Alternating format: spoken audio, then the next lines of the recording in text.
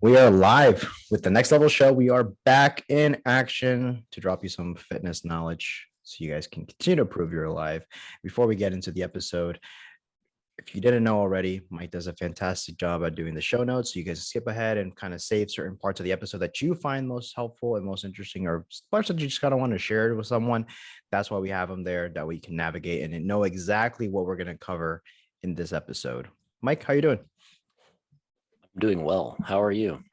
I'm actually not doing bad. We were just talking off air. You're a little sleepy, busy, going crazy, but I was like that yesterday. So luckily we didn't have to record. Today I feel a lot better, and I only have 1 cup of coffee as of yet. Those are rookie numbers, bro. I'm shooting maybe 400 milligrams of caffeine by noon, easily. But how did you start your day? I start my day at about 3:30, 3:45. Preferably, in a perfect scenario, this sounds awful to say. In a perfect scenario, I wake up, I chug some coffee, and then I get curled up on the couch and I take a little nap. As weird as that sounds. Sometimes. Mostly I wake up because if I don't, the dog will make some noise and that'll wake up the baby, and then we lose time with the baby or without the baby or whatever. Realistically, though, I'm just so fucking drained in the morning.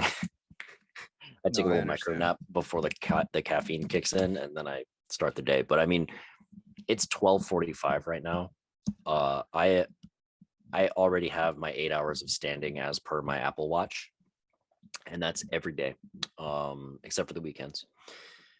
Because my day, I mean, I start at 5. I have clients at 5 a.m. every single day. So I'm on my feet moving. And then, on the flip side, I'm already home. My day is done. I've worked 8 hours. Well, 7 hours. Does this count as work? Technically, we are speaking about what we do for work. We are coaching kind of, with this podcast. It's information, fitness stuff that we would actually converse with real clients on a day-to-day basis. Just obviously it's not as individualized because we are speaking to just general person listening, and your situation might be slightly different than ex-client that we are referring to, or we're using different examples from all the scenarios that we've experienced up to this point in our career. So yeah, kind of it's technically work. Yeah. Okay. Well, I'm working right now. I got one more client. My regional PT manager is in town right now, so I'm gonna go back to the gym. I'm probably gonna take a little nappy nap after we record this, and then I'm gonna go to the gym, talk to the regional, and then I'm gonna train my client, and then I'm gonna come home. And then my day's done. Jen's off today, so who the fuck knows what we're gonna get into? Probably nothing, because we're both tired all the time. I feel, yeah, but now, that depends on Oliver. It's funny because I'm looking we're doing this video chat. I'm also looking at the background of my room that's different. Obviously, like you had the pads and everything around the room. I have the pads put away, the soundproof pads or like the studio pads, foam pads, whatever. So I want to kind of set them up about the wall behind me and maybe above my bed or on the wall that's right here. It's just that just so it's like more visually appealing. It looks more like a studio-ish. Obviously, my bed helps a lot with the sound. To keep in the carpet in the room does a good job as well. But I still want to put them up, and I'm trying to as I'm we're doing this, I'm looking and I'm like, it looks so empty. We need to do something about that. But anywho, interesting stuff, right? So we've been kind of working nonstop. Obviously, we have one of our hosters missing, but I think that overall, these last couple episodes, regardless if you're here or not, have been doing really good. I think the quality has been good. Not only that, the information's been fantastic. I've been getting a lot of good feedback from the podcast. So for anyone that's listening, we appreciate you guys sending us that information. We have one of my clients that always supports the show on all platforms. So he's always I call him quality control, and he lets us know if we're dropping the ball on anything. So I always appreciate the feedback. But other people just tuning in, that people I didn't even know were listening. So it's pretty cool that even though we haven't been able to really sync our times right now, I think we're doing pretty good for overall. We're adapting, right? We're just all we do is just keep going. That's all we got to do. So basically, what I'm gathering from what you just said is that we are doing better without Gabe. Is that basically what you said, or am I putting words in your mouth? You're putting words in my mouth, douche, and he's gonna listen to this episode. I just realized two things. I still have my name tag on. Right there. Boom. In case you didn't know my name. And also, since Gabe's not here, I'll tell him through the podcast he's gonna have to listen to the podcast in order to hear this. I used one of his tips today about lat pull downs and pulling the bar down and then getting that extra little extension out of your chest to get that last little oomph. I used that little trick today, and I thought of him while I was with my client. So thank you, Gabe. Shout out to Gabe. We miss him. Yep. We gotta get him back because he's the one that kind of fills us in with what's going on in all the universes, DC and Marvel, mainly Marvel, but he fills us in with all the deets. Have you heard of or seen it listed? Squid Game. Yes, I have. I haven't watched it yet. Haven't watched it yet. It's really fucking good. I heard it's good. Then I also heard people that the ending sucked. Oh no, does it? I heard. I hope it doesn't. So this is like I'm getting the same impression with like the people posting about it, like with Tiger King, like the hype around the show. And I never watched Tiger King. I never ended up watching it just because it's like I heard it's good, it's entertaining, but it's stupid at the same time. I heard the writing sucks. I mean, for the Squid Game, I heard the writing's awful. Like it took this guy like almost 10 years to get this on, and they're praising him. I mean, good for him. I mean, the guy got his project finally like realized, and like it's on Netflix, a big platform, and a lot of people are watching it now. But I just heard that the writing's like and it's not that great. But I may give it a shot. I could be wrong. I'm proven wrong on this. I'm watching it in Korean, so with subtitles. It kind of gets the same effect from like watching an anime in Japanese where you're reading it through subtitles. I feel like you're not getting the full emotional impact since you're reading it on the screen. It's the same thing as reading an emotional text message from somebody as opposed to having like an emotional conversation with somebody. So I can kind of see where that argument could be made, but I feel that if you were Korean and watching this in Korea, maybe you would be getting a different reaction from it, hearing the words and the emotion, because obviously it's just a foreign language to you, to your ears, and you're reading whatever it means in English through a translation. So I kind of get that, but I think it's an entertaining concept. And I mean, it's a very straightforward concept. It can only go in one direction given the rules of the game.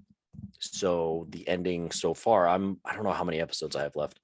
It's predictable, but it is kind of predictable by nature of what it is. So I like it. It's entertaining. And it's a new, interesting concept, at least to me. So I like it. The only thing I'm actually interested in, I got super excited just to see was the teaser for the prequel to Game of Thrones. I have yet to watch that. My mom told me about it, and I was like, watch it. Dang. Yeah. It looks awesome. And I think Gabe hasn't watched Game of Thrones, so I mean only us, we really like can speak in depth on it. But it looks badass, dude. The joke was it made everyone forget of the season finale of Game of Thrones. That's the joke with the I know it's kind of hard like to get not fully forgive them, but hopefully with this new project, man, it just turns into something super amazing as well. And we have the benefit, I'm like 95% sure. I really hope that Tweedledee and Tweedledum aren't associated with this project. I don't think they are. If they were, I'm pretty sure Reddit would have let me know by now, but I'm pretty sure they're not. So that gives me hope. They're the ones that finished the show, right? Yeah, they're the ones who took the show through the whole thing, which is fine. Seasons 1 through like 5 or 6 ish, depending on the person that you're talking to. It's just the ending because they came up with the ending themselves, and that's where shit. They dropped the ball. Yeah. So I don't know. We also have The Witcher season 2 coming out relatively soon. for anime fans, we also have Demon Slayer season 2, which I'm so fucking excited about. That's like December. There's like a ton of stuff coming out soon, and then we got the Eternals coming out at the end of the year too. It's like Eternals. I a have to great go. I time have be to go see alive. the new Venom movie on theaters. I'm gonna go watch that soon.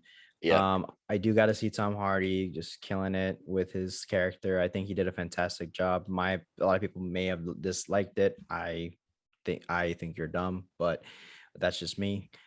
And for people, I've actually watched the seasons of You. It's a little. I kind okay. of am interested to see where they take it on this third season. I thought the first season was When brilliantly does written. season 3 come out soon? The 15th next week. Oh wow, okay. Jen Yep, will be it's right. excited about It's that. it's right here. And I know Stranger Things 2022 is coming out. I'm excited for that. Stranger Things is also one of my top favorite shows. I just like it. I think the whole concept of that retro 80s vibe it's what makes it so entertaining, because if you really analyze what we're going through as far as like people, the way they're dressing and certain styles always kind of circulate back, Yep, the it's mullet. giving me that very retro-ish like 80s style vibe. So it's interesting. It's just, I don't know, it gives me that cool. Love the production. I love the characters. I love the concept. I love the soundtrack of certain. Also, if a show has a good soundtrack, I'm more inclined Oh yeah. to watch it. I don't know. It's something about music that, dude, it just syncs everything up. Really, the freaking Game of Thrones soundtrack is badass, dude. It's just, you can put that shit to go to sleep and you just hear it in the background. It's just so calming. But anywho, should we get back into some useful stuff for our listener before we like lost everyone? Um, Before we I don't lose think everyone? we lost anybody. I do have one quick little announcement to make in that regard as far as retro fashion goes.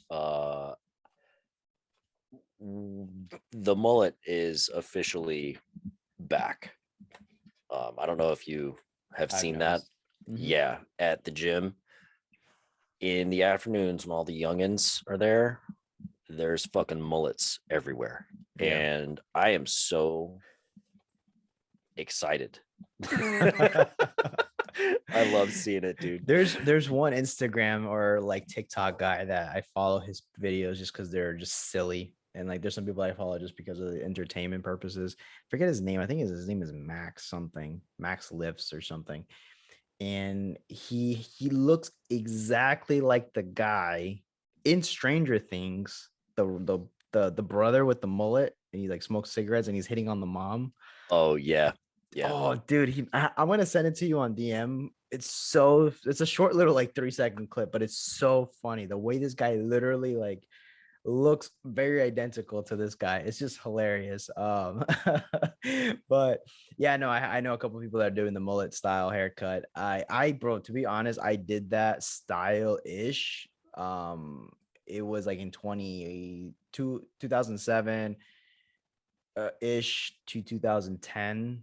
I had that style. I was a soccer player. That was just kind of the thing in soccer. Like that was all kids kind of started getting identical cuts.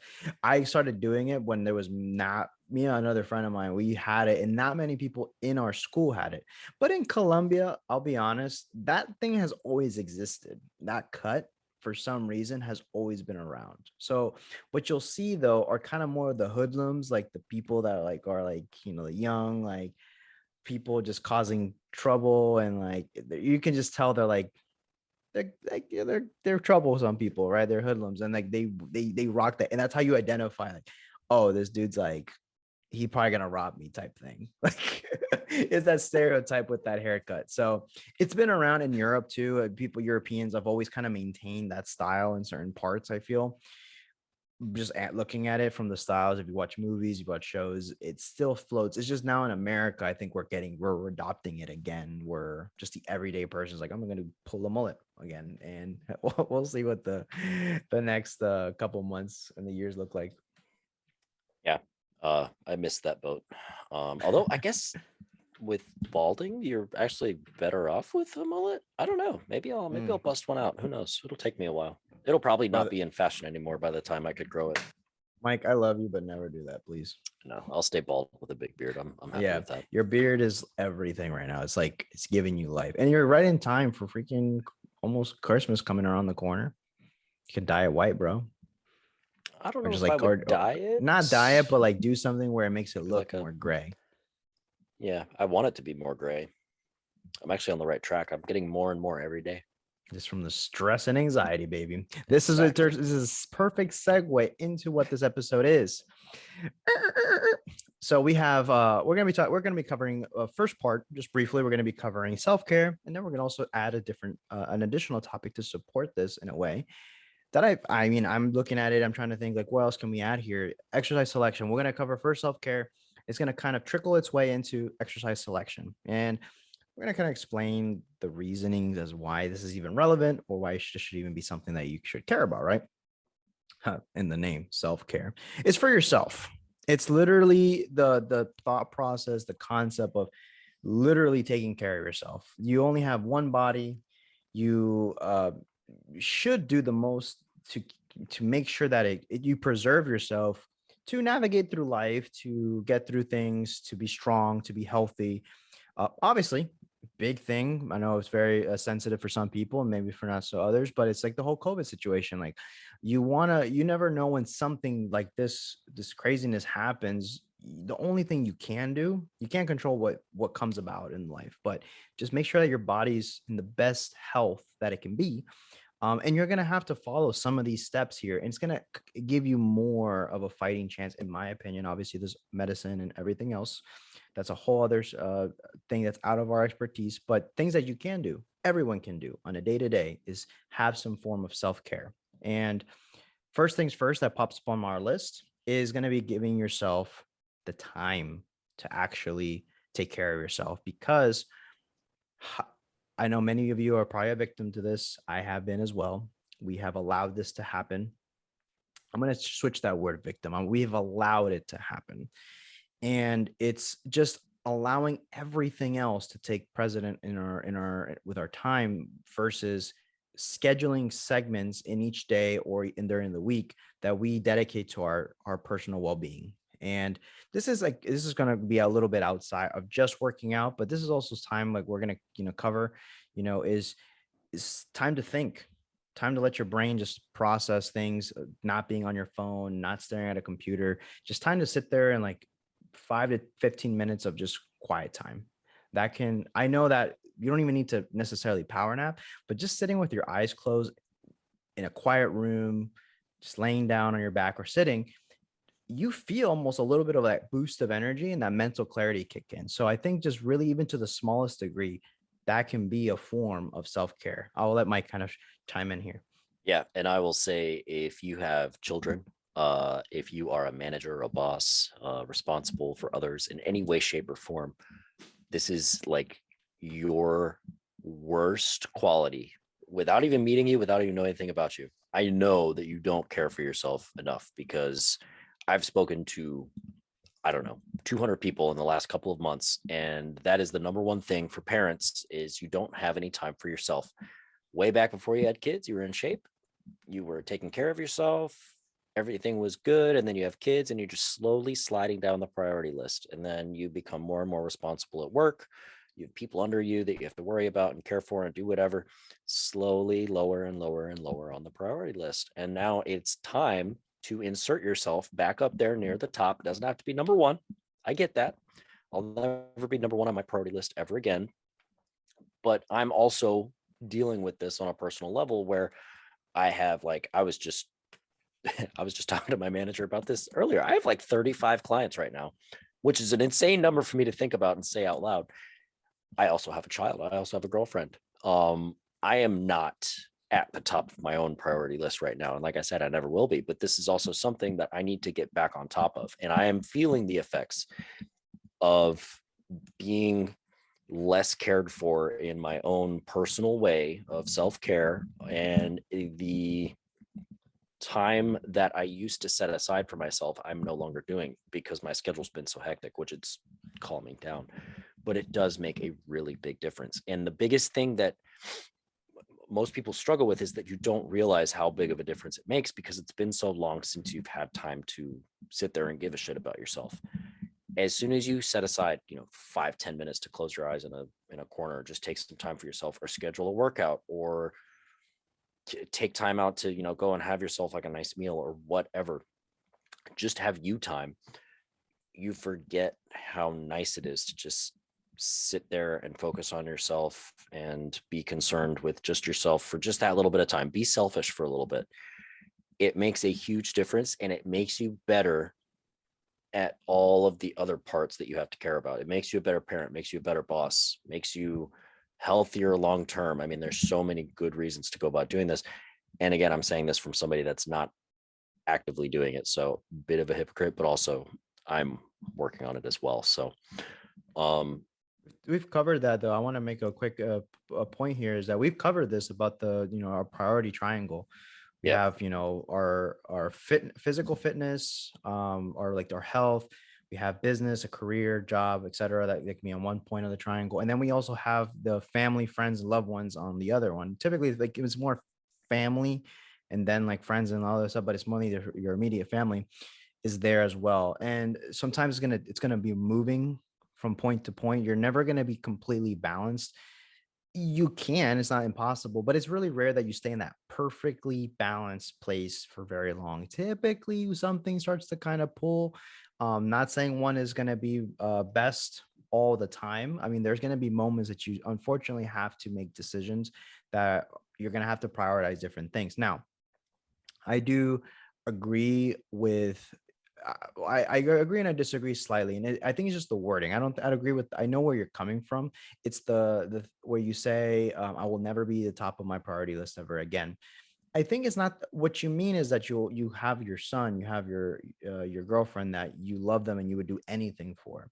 I think what I want to make a point for people is that you do have to be, to an extent, in most cases, a priority to yourself. My view on it is if you can be at your absolute best, you then are, as a result, being a better for the people you care most for. If you're super run down, super tired, super irritable, then you're not gonna be the best Mike for Jen, for you see Bailey in the background Yes, just he did. ruffling it up. She's just frustrated. She's like, "Hey, prioritize me." Yeah. But that's all she wants. But it's not about being necessarily selfish with the negative connotation that the word has. It's about being like, I'm gonna prioritize a little bit of time for me, for my brain, so I can then recharge, go back into it, and then be able to then be my best version of be the best dad, be the best man for my woman, and take care of the house, and then continue to be, fuel my clients, etc. So it's like, I think that to an extent, I know that the word, hey, you have to be selfish, always kind of follows up naturally with something negative. It doesn't necessarily have to be the case. I understand though what you're saying when you say it. So, but I think there's extreme value for, let's say, a mother that's a single mom that's, busting her butt to take care of her kids, and she maybe not has the extra hand, for help. Her working out, being in shape, being healthy, and not competing wise, but just healthy overall, is going to make her, as a result, be a better mom. It's going to help her Yeah. be able to have more energy to handle whatever she has to do. And I think there's going to be multiple factors here. It's going to be literally prioritizing organization, making blocks of time, making a list if you really have a lot of to dos, kind of organizing it throughout the week so it doesn't become this overwhelming ball of just crap that you got to do and it just feels like it's never ending.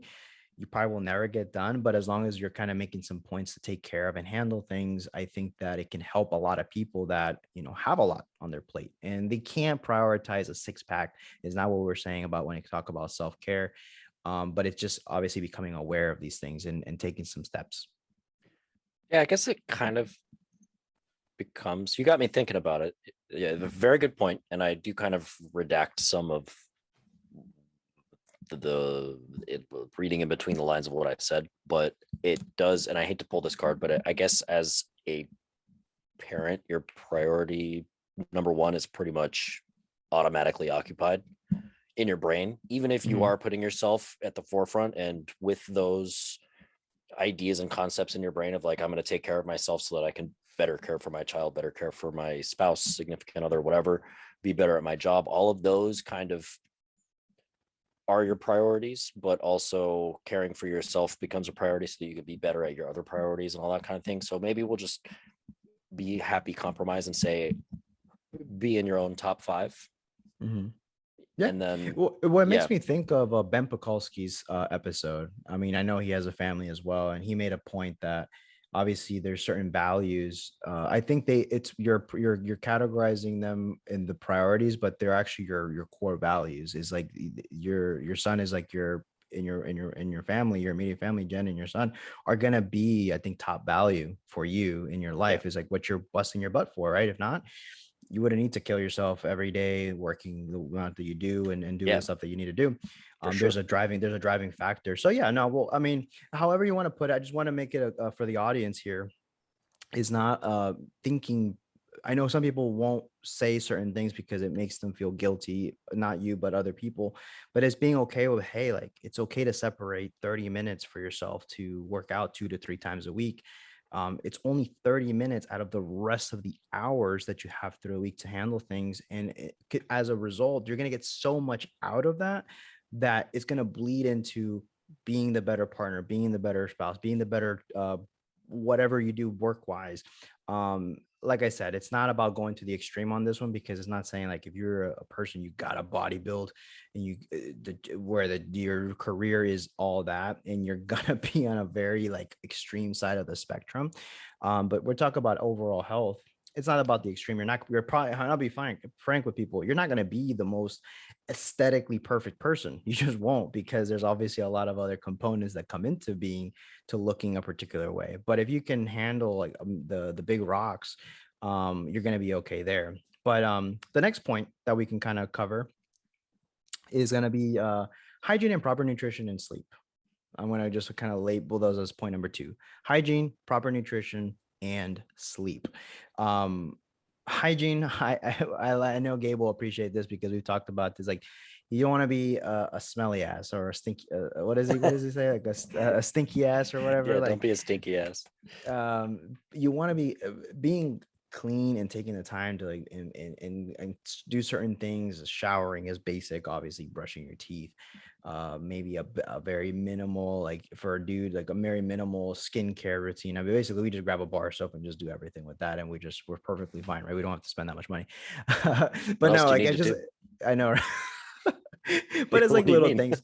Yeah, it's like well, I to be honest, I do have like certain scrubbers and stuff just to kind of keep myself feeling good. And that's just because I had a dermatologist as a client or a client that he was the son of a dermatologist. And he's like, dude, you got to be doing this. I'm Oh, like, yeah, what? I know who you're talking about. Yeah. Blew my mind. I didn't had no idea. I literally just grabbed the soap from the bar of soap and I was wondering why my skin was drying out so much. But there it goes. There's a reason for it, I guess. There's science in there too. But no, it doesn't have to be extreme. It's just little things to one, keep yourself uh feeling good because if you feel good, there's a very different feeling for me personally when I have to roll out of bed and I just brush my teeth and I just go into what I got to do versus when I do that, brush my teeth, but then I get to shower and stuff and I feel fresh, I feel good, I feel mentally clear, I feel professional because obviously I'm dealing with people and I'm running a business. I I feel that if you it's like I think it's been proven too, like if you look good, you feel good. And if you feel good, you Yeah. typically want to perform and you're more motivated to do things. So I think hygiene in that regard is pretty good. The second point is going to be just proper nutrition. Obviously, we're not going to go into super depth here, but making sure you're not eating just fast food for every meal every single day, prioritizing maybe cooking some meals or having some type of meal prep service that gets delivered some higher quality foods that you're going to have more balanced nutrition, primarily, hopefully, less processed whole foods and less packaged fried fast food options. And then the last point, we'll cover all these a little bit more in depth, but will be sleep. Obviously, we know that sleep is going to be huge because if you're tired, you're mentally you're foggy, you're groggy, you're irritable, you're less likely to be motivated to do things. And that kind of falls into that kind of the first point, but sleep is such a critical component. Obviously, Mike, the lack of sleep is, you've been going through it for almost a year now. And it changes everything. Cause I know you when you're fully rested and you were like, got to, prioritize the good sleep, the free time, right? Just Yeah. to kind of take care of yourself in that regard, which is for resting. It makes a big difference. You are a completely different human being. And I know from personal experience myself, I'm not that nice when I'm super tired for a long period of time. Oh yeah. I mean, to compare, I mean, take a super healthy and happy person, take sleep out of their life, but they're not going to be a super healthy and happy person anymore. They're going to look like shit real fucking quick. That is probably the most important and pun intended slept on component for being a functional human. But we kind of talked about that in a prior episode about the importance of sleep. I don't feel like we need to hone in Mhm. on that too much. And for the people that don't know, we do have a full episode on the science and some from a Yeah. professional sleep doctor, Dr. Amy Bender, right? Bender's the last Yes, name. the sleep bender. The sleep bender, the last sleep bender. Um, so she does a fantastic job breaking everything down. Still to one of these days, one of my most uh loved episodes that I feel like I can, if I listen to it again, it's like I'm gaining so much clarity and wisdom back on that, because it's a topic that I've always been super interested in. Yeah. And then, hygiene goes along with, I mean, even taking time out for yourself, just that 5 or 10 minutes it takes you to shower, that's alone time for you, unless you're with a kid that can walk. But that will give you time to kind of care about your appearance, your presentation. If you've ever been around somebody with really bad body odor, that's the first thing you experience from that person, and then that's really hard to kind of get away from, especially if they Yep. have bad breath. If you've ever spotted somebody on bench press and they have terrible breath, there's no escaping that until you leave the area, basically. And that's what And other people are experiencing around you if you're a stinky ass. So I that's think kind that of like a first impression type thing. what I wanted to say there is that I think that when you're not clean for the most part. Like some Oh people yeah. are, it seems like they're oblivious to it, but when you're not clean, when you haven't showered, you haven't been able to brush your teeth, and you can sense it on yourself. So there on its own, it makes you self-conscious about many things. And like I said, if you feel good, you're clean, you just feel better, and the way you move, the way you are, it changes. Yeah, well, it also kind of goes along with like the whole the presentation of you as a person. I mean, if you don't give a shit and you're not showering, you're not taking care of your teeth or anything like that, like that's how the world is going to perceive you. Like, you're just a person that just doesn't give a shit. They smell and their teeth are brown and gross and whatever. Um, and nutrition kind of ties into this too. If you eat like shit, you're probably going to feel like shit too. And again, going back to that whole living the life, if you have been eating like shit for a long time, this is just how you feel. It's what you're used to. And you don't realize Mhm. it's any different from eating balanced fruits and vegetables and meat and, food that you prepared yourself.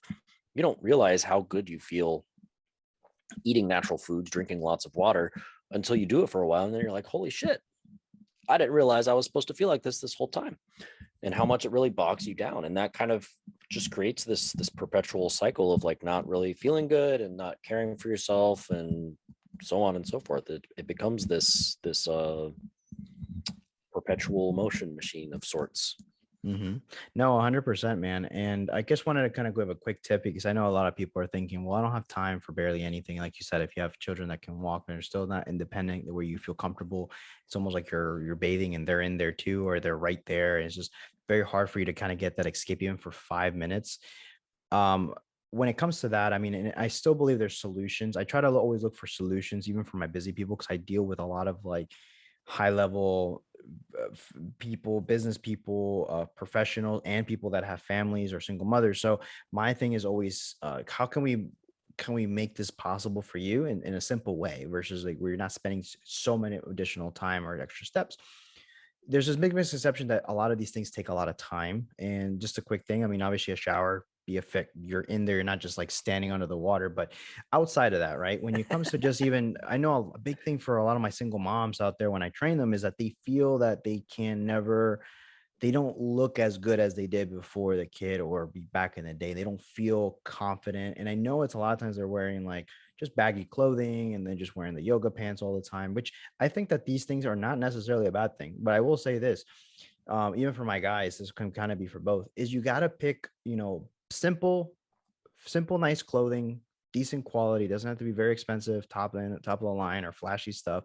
I'm a person that I get compliments from either clients and people around me that like, You always look, it's random too. It's like, and I appreciate the compliment always. Like you feel, you always dress very nice, is what they say. You look always very well presented, and my clothes is very plain. I mean, I wear kind of the same colors and I wear the same shorts every week. It's just that I pick stuff that I feel looks good on me. That's the big thing is obviously clothing that fits you properly, and then pick simple colors that you can mix match, and you have the kind of the same outfits that you're gonna rock like every single week. I don't have that much clothes. I kind of am a little bit of a minimalist, but I do believe in having nice colors, neutral colors, easier to match, clothing that fits you.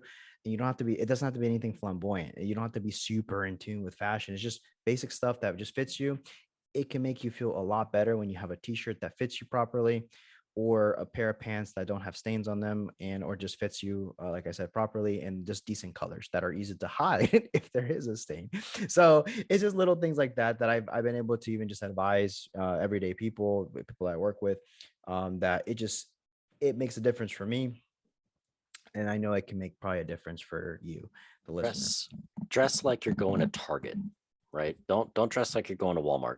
There you go. Or That's 7 a good metric. And I think that the last point here is to focus on looking at exercise. And we covered this at the little beginning, briefed over it. Looking at exercise as a tool to improve yourself.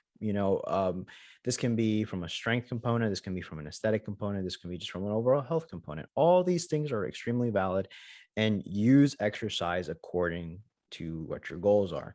For most of the people that are listening that are busy people that are maybe struggling, it's going to be just to be healthier and function better as a person. That way you can handle your other priorities well and be effective at it, and still feel like you have some in the tank at times. Like most of the times you're not just a zombie, right?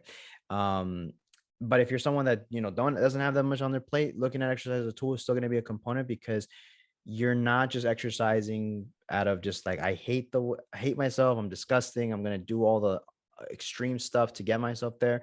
You look at exercise as a tool to empower you to actually be able to take control of something. It's tangible, it's right here, my body is able to do these things, and I'm going to get better at them.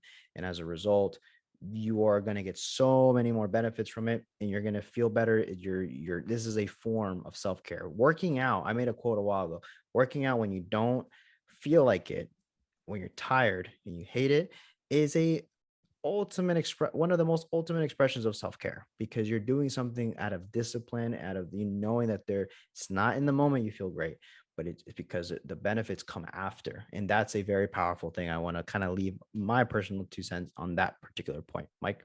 Yeah, it's that long-term investment. You're absolutely right. And then, coming into the gym or going into the gym, I'm not in the gym right now, in case you noticed. Going in kind of intentionally struggling, especially on those days where you don't want to, it makes the unintentional struggles that come up through life a little bit easier to deal with.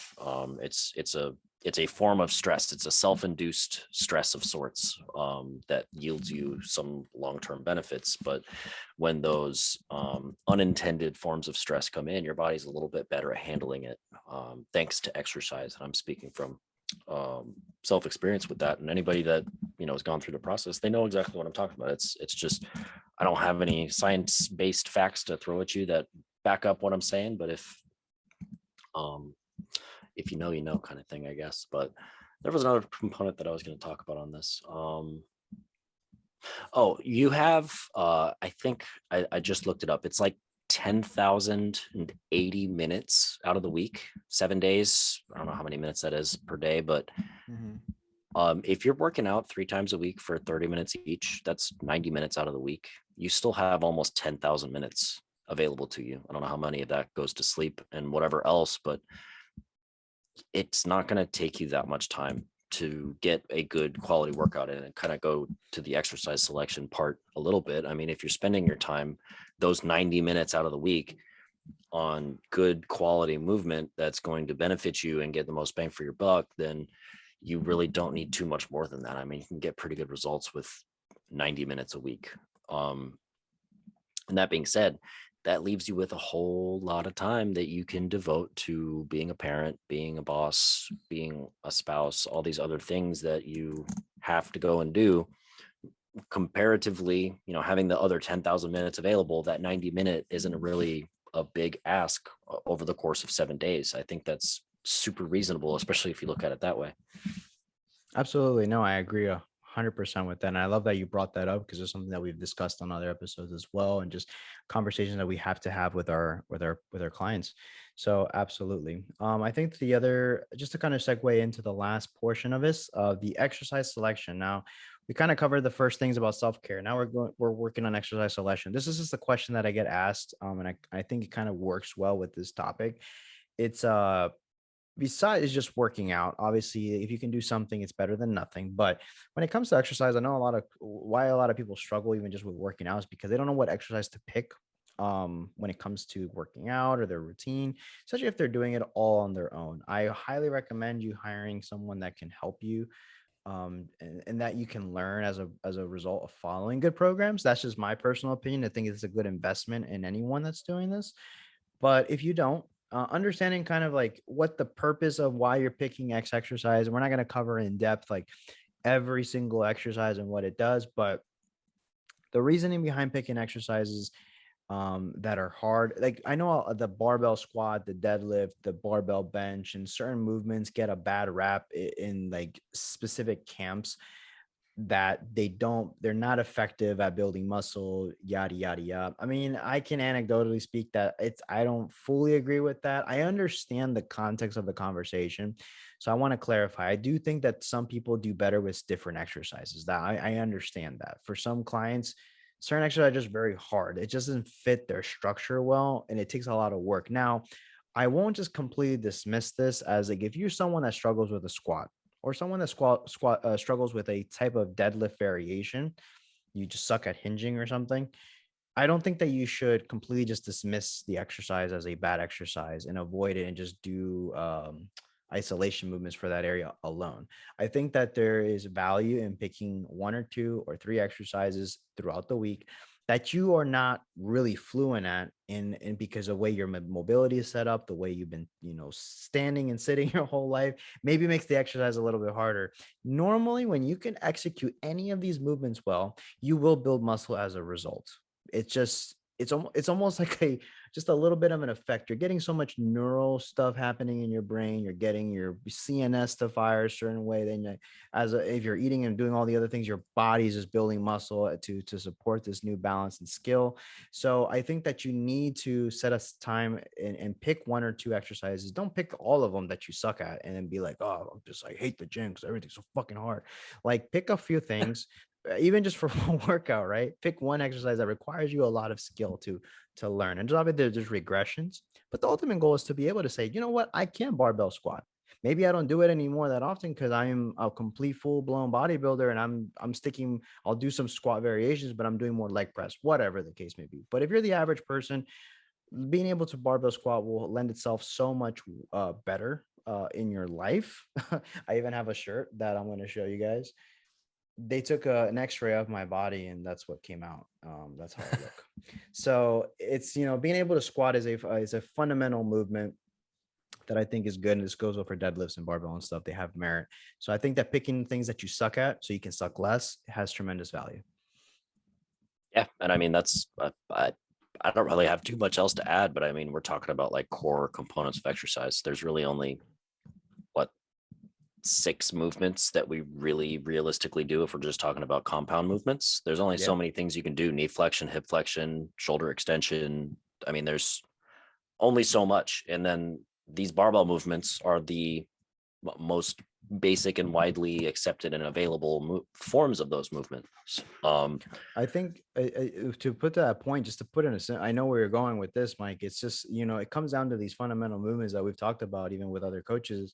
You have push exercises, you're going to do some type of pull exercise, you're going to do some type of squat, like knee flexion exercise, you're going to do some type of hinge exercise, and then core falls into this place. And this can be stabilization, this can be flexion, extension, or rotation within that component of core and other exercises. But those are the fundamental movements that I'm very biased. You got to do them and some form of variation of them. And maybe you'll never be able to do a particular exercise perfect. It's not the point. I'm still years into this and I still find ways to tweak my form and maybe some things start to kind of fall off a little bit. There's tremendous value and there's a learning component, which is giving you so much more than just the aesthetic piece.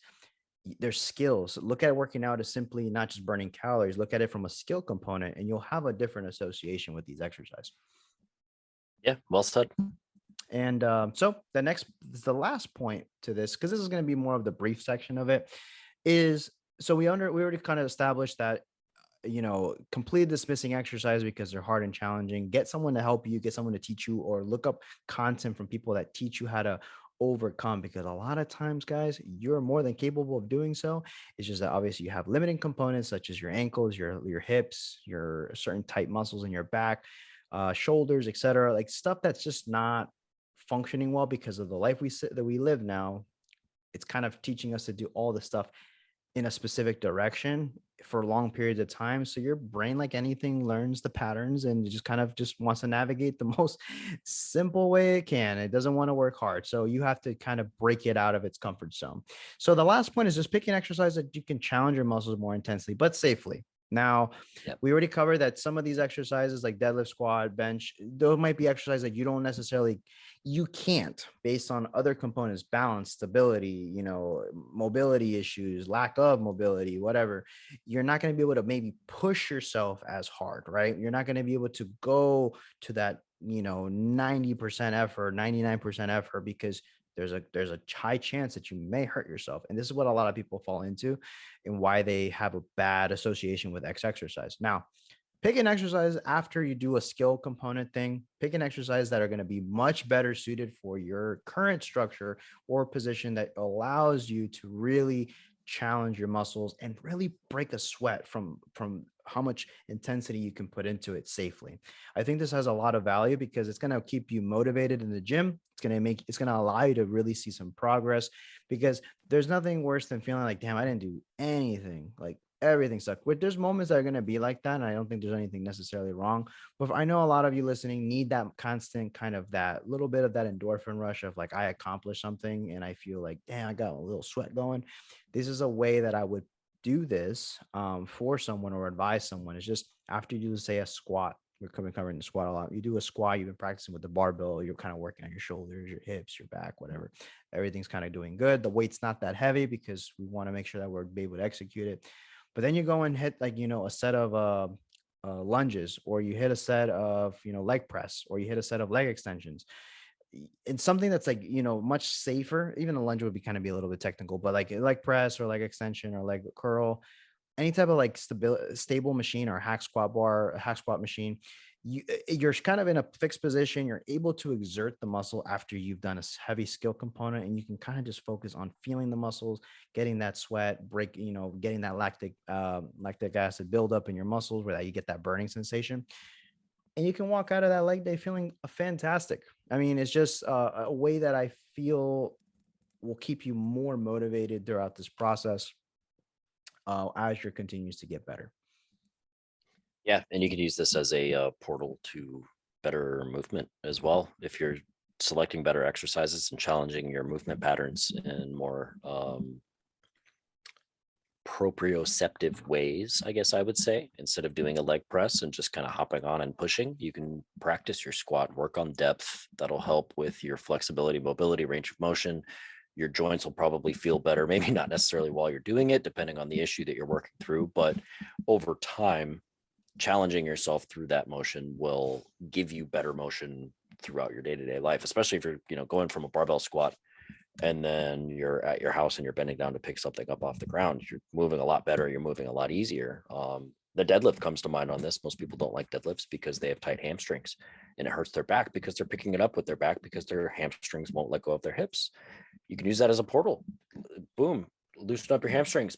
Now you have a brand new exercise, a whole new movement pattern that you can practice and can improve because you figured out that you have tight hamstrings because you can't deadlift right. That would be something that I just helped somebody with. I made the joke that he has new hamstrings that are now releasing his hips, and that would be a benefit of working with a coach that knows what they're doing. They'd be able to help you out, and all of a sudden your lower back doesn't hurt anymore because this problem you weren't even aware of. Go ahead. I laugh because I think of I was just watching the last Matrix, but it makes me think of the original. It's like, why do my hamstrings hurt? Because you never used them before. And You then never just use them before. it's just when you teach a client, you get these, and this is the thing, like with these exercises, man, you pick after you do the hard work and you prepared the mobility, you've done correctional stuff to help this person. You're not a PT. If you're your personal trainer, you're a coach, you're working with a coach. He's not a physical therapist, but there are components that are going to help you. And like I hate when people bash coaches that take the extra step to kind of inform, because dude, I've had tremendous success with clients when I take in the time to break something down, and maybe it feels like a setback, they come back tenfold, like much better, much stronger, much more stable. Yep. And clients that never thought in a million years they would be able to do a barbell squat can do one. And there's something empowering about the movement itself. It's an intimidating thing to see barbell movements done, right? When you look at it, you don't know what the hell you're doing, it's intimidating. But knowing that you can, maybe you don't do them that often, or maybe you don't care to push it to your max. Being able to, the ability to do so is in and of itself powerful. But also, there's tremendous value in movements that are much more stable, that you're focusing on hypertrophy and you're pushing the muscles. You're just challenging the muscles and for them to grow in size.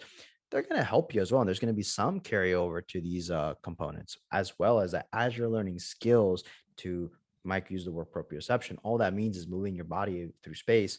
You're literally able to translate that skill into something much more simple on a skill level and get so much benefit out of that particular movement.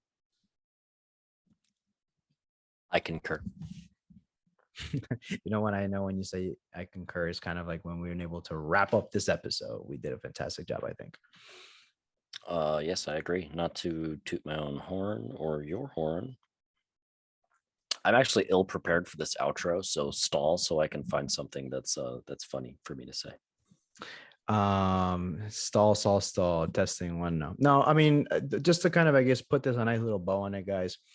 You gotta kind of have these honest conversations with yourself and where you're at. So basically, we covered at the beginning, just a quick wrap up: self-care, give yourself enough time. Just give yourself time in general, even if it's 5 or 10 minutes a day, to do something for yourself until you can then develop more time. And I'll give another, just to kind of something that came to mind, is that we've covered this on the importance of just planning and just writing things down and kind of putting stuff into your schedule. A lot of people may feel like this is going to be taken away, or taking away time from yourself, but actually having more structure and organization within your day to day, within all the chaos, actually you are able to open so much more available time for you to do things that you want to do. And if you're someone that needs rest, you can schedule more rest within there. You'll be surprised when you literally break it down and really put everything in. You'll be able to kind of create that for yourself. And then we obviously covered hygiene, proper nutrition, and sleep, and looking at exercises as a tool to improve your current lifestyle right now, to just make you more resilient and tough and more of a badass to handle what life is going to throw at you, right? Picking your heart. And then exercise selection, obviously the benefits of big compound movements. There's a skill component, learning, body awareness, etc. And then the exercise that are actually going to challenge you, make you feel like, once again, like a badass, because you still got something out of it when you left the gym. You don't feel dismotivated because like, oh shit, I suck at this thing. You came out feeling like, I still kicked this workout's ass, I'm still making progress. And you're going to keep continuing that cycle of consistency through action that's going to give you that motivation, thus creating some results. Do you know what the longest word in the English language is? I think you've told me, but I don't remember. It's the word smiles, because the first and the last letter are a mile apart. Oh, God damn, Mike. Yeah. There is actually a long word in the English, and you have told me before, like an actual, I can't even say it. You've actually said something that is like a really long word, but that's actually a really good joke. I give you that. Yeah, I'm drawing a blank on that one. I'm actually fairly confident that the longest word in the English language is actually a chemical that we make ourselves, and it's super duper long. I don't know. I can't remember. I just know that when you said it, dude, I didn't even attempt to say it myself. I'm like, nope, I don't got it. Well, we may never know. Well, good one. Smiles. You're God damn it. It's so silly, dude. With that being said, listeners, I hope you guys enjoyed this episode. We had a lot of fun making it. Obviously, share this if you find this informative and maybe someone that you know that could benefit from the Next Level Show podcast.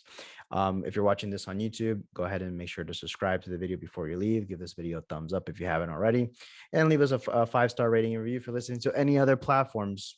Typically all I know is that iTunes has the 5-star rating and review option. Do that. I don't know about the other platforms that well, but if you are whatever platform of choice, we appreciate your constant support. With that being said, real quick, real back. Check us out on Instagram at The Next Level Show, my personal page. It's at John Alba Fitness. Mr. Gabe is at Prime and Glory. And Mike, he's at Mike Nillis PT. We'll catch you on the next one.